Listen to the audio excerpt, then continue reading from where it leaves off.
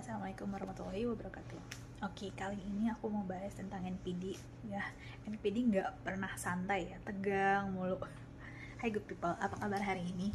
Semoga semua pada baik-baik aja ya. Pada kesempatan ini aku mau bahas sedikit nih tentang NPD. Ya, banyak banget yang bahas tentang NPD, informasi yang udah semakin banyak tentang NPD. Jadi buat orang tuh lebih sadar tentang NPD ini. Tapi ya ada juga yang nggak NPD dianggap NPD jadinya. Ada yang lebih aware, ada yang overdiagnose, ada yang self-diagnose gitu ya. Jadi NPD itu insight dan kesadaran mereka tuh sangat kurang ya, atau buruk. Mereka tuh hampir nggak merasa butuh bantuan dan mereka merasa mereka menjadi self-center gitu. Yang sering berobat seringkali itu bukan NPD-nya, malah si korban.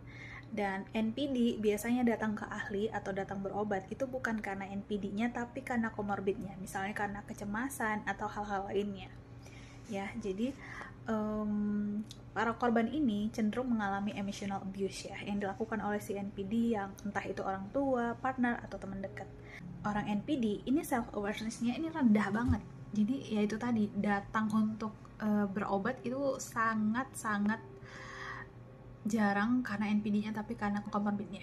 Oke, jadi orang NPD ini biasanya mereka itu membangun image baik dan menjadi pusat perhatian, self-center. Mereka itu memiliki personality yang terselubung, yang cenderung menyiksa, otomatis menyiksa orang terdekatnya ya.